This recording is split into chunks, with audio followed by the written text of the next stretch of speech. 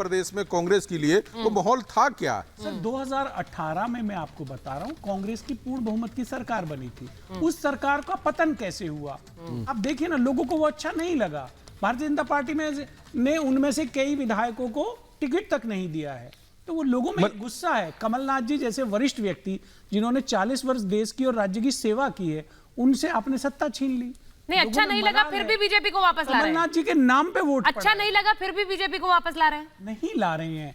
1 बजे तक है बीजेपी का माहौल। अच्छा, ठीक है। 1 बजे वो खारिज कर रहे हैं। कमलनाथ जी सीएम। मैं कह रहा हूं कि हम लोग छत्तीसगढ़ बात कर रहे हैं। छत्तीसगढ़ में आप मनोज जी के ही आंकड़े मान लीजिए कि ठीक है कि 2 सीट भाजपा को, 4 सीट भाजपा को कमाते, मान लीजिए। फिर भी एक वहां है खलीफा टीएस सिंहदेव जी, जिनको प्रताड़ित किया है, जिनको बेइज्जत किया है, जिनको अपमानित किया है, जिनको धोखा किया। राजस्थान में इन्होंने 2.5 साल का तय था, जहां और आप और बघेल साहब ने काय भी कर दिया नीतियों पे नहीं जीत लास्ट में लॉलीपॉप दे रहे हैं आप। पर ये तो सही बात है। आपको क्या लगता है ये तो सही बात है। सिंहदेव साहब लॉलीपॉप से सुचेरिता जी, देखिए कांग्रेस की पॉलिसी क्या है? सिंहदेव साहब जब मुख्यमंत्री तय करेगा। एकदम वो पॉलिटिकली करेक्ट होने का प्रयास भी नहीं करते। देखिए, उनके मन में होता है जो बोल देते हैं। नीति है, बोल दिया साहब की कैप्टन कांग्रेस की नीति है, विधायक तय करेंगे कांग्रेस का मुख्यमंत्री। और भाजपा का प्रयास क्या है कि कांग्रेस से एक सेक्शन को तोड़ो और अपना। अरे तोड़ो नहीं भी, प्रेम शुक्ला जी हमारे साथ बने हुए, बहुत देर से सुन रहे हैं। प्रेम शुक्ला जी, देश में यहाँ नागर साहब बैठे हुए हैं। नागर साहब छत्तीसगढ़ का नतीजा तो मान रहे हैं कि चलिए हमारे मतलब का है तो अच्छा है, लेकिन मध्य प्रदेश का जो नतीजा है, जो आपके फेवर का है, वो कह रहे हैं वहां भी हम जीतेंगे। देखिए, एग्जैक्ट पोल में जब ये बुरी तरह पराजित होंगे तब भी नहीं मानेंगे। उसके बाद जो है राहुल गांधी के नेतृत्व में ईवीएम के खिलाफ रोना प्रारंभ कर देंगे, निर्वाचन आयोग के खिलाफ रोएंगे। क्या चिंता की बात, अभी तो रोना जो है उनके जीवन में बहुत बाकी है। वो छत्तीसगढ़ भी हारेंगे, वो राजस्थान भी हारेंगे, वो मध्य प्रदेश भी हारेंगे, और सारे हार के बाद जो है वो ईवीएम और इलेक्शन कमीशन के खिलाफ रार करेंगे।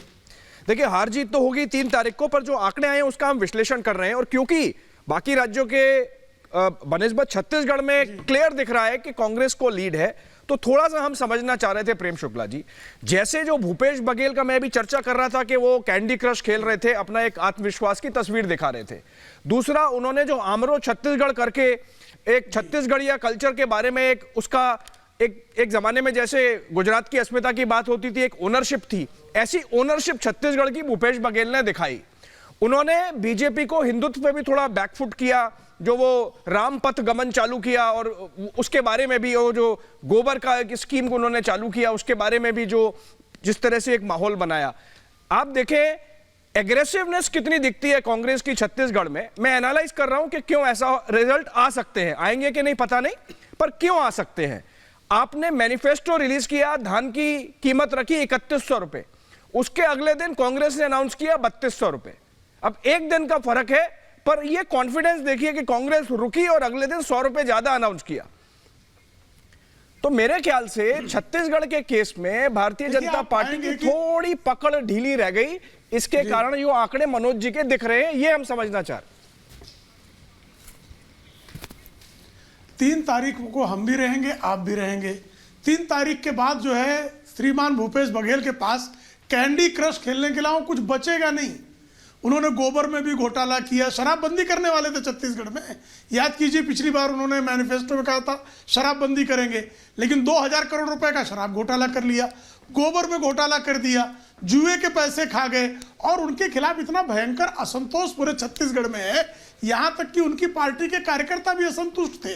और आप पाएंगे कि 3 तारीख के बाद आपके ध्यान में आएगा कि एग्जिट पोल के आंकड़े जो आपके थे वो बहुत सीमित थे, और हमारे जो पन्ना प्रमुखों की जो सूचनाएं थी वो बहुत समृद्ध और समर्थ थी।